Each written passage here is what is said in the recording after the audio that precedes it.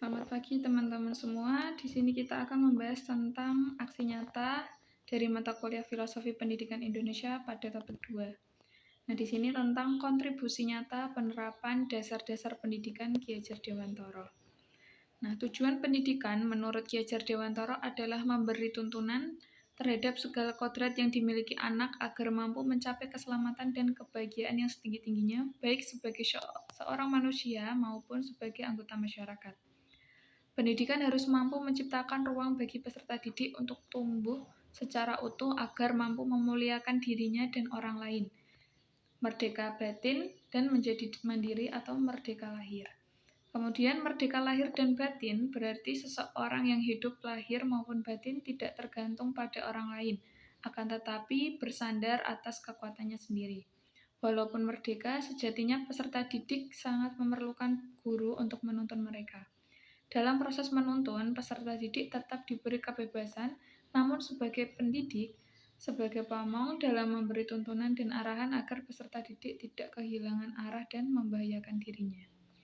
Kemudian perasaan yang muncul ketika saya melakukan pengamatan di kelas, terutama ketika masa PPL 1, saya ingin merubah beberapa pemikiran yang kurang baik dalam pembelajaran selanjutnya dengan menerapkan kegiatan pembelajaran yang menerapkan dasar-dasar pendidikan menurut Ki Hajar Dewantara. Awalnya saya menganggap bahwa semua peserta didik adalah individu yang sama dan dalam mengajar saya memberi perlakuan yang sama pula. Ternyata setiap peserta didik adalah individu yang berbeda dan unik.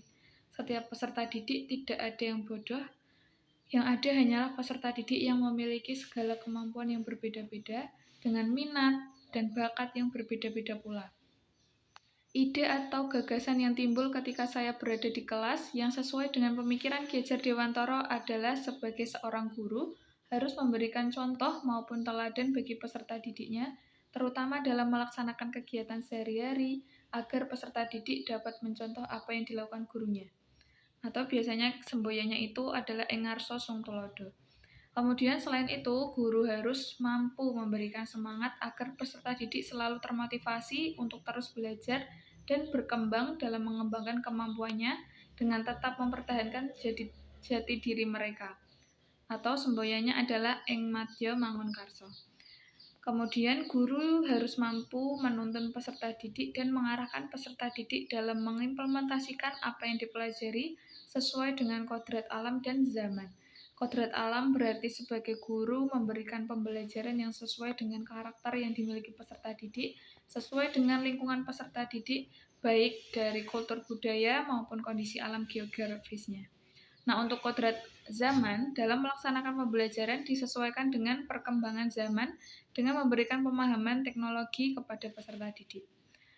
Kemudian penerapan dasar-dasar pendidikan menurut pemikiran Ki Hajar Dewantara adalah dengan menerapkan kurikulum merdeka, yaitu kurikulum dengan pembelajaran intrakurikuler yang beragam. Selain itu, ide atau gagasan lain yang muncul adalah dengan memberikan pembelajaran matematika yang menyenangkan dan kenyamanan dalam belajar, karena apabila peserta didik ditanyai tentang mata pelajaran yang tidak disukai, hampir sebagian besar menjawab matematika.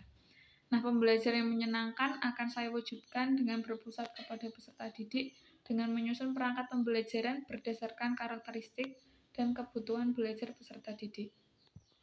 Dengan adanya karakteristik yang berbeda-beda pada setiap peserta didik, baik dari segi kesiapan, minat, dan gaya belajar peserta didik, maka dibutuhkan pembelajaran yang berdiferensiasi, di mana perbedaan perlakuan saat pembelajaran ini dapat dilakukan dari aspek konten atau isi, proses, produk, ataupun lingkungan belajar peserta didik. Tidak lupa dengan menerapkan penguatan profil pelajar Pancasila dalam kegiatan pembelajaran yang dapat memperkuat pendidikan karakter peserta didik. Melakukan pembiasaan berdoa sebelum dan sesudah pembelajaran dapat meningkatkan keimanan kepada Tuhan Yang Maha Esa dengan menerapkan pembelajaran secara berkelompok dan berdiskusi bersama mampu meningkatkan sikap gotong royong. Kemudian memunculkan kreativitas dan pemikiran yang bernalar kritis dalam memecahkan permasalahan-permasalahan yang diberikan, serta dapat menjadi ajang peserta didik dalam meningkatkan rasa saling menghormati adanya keberagaman yang timbul dalam kelompok. Selain itu, dengan memberikan penugasan-penugasan yang bermakna, mampu mengajarkan peserta didik dalam hal kemandirian dan tanggung jawab dalam menyelesaikan tugas yang ada. Sekian penjelasan dari saya, kurang lebihnya mohon maaf. Terima kasih.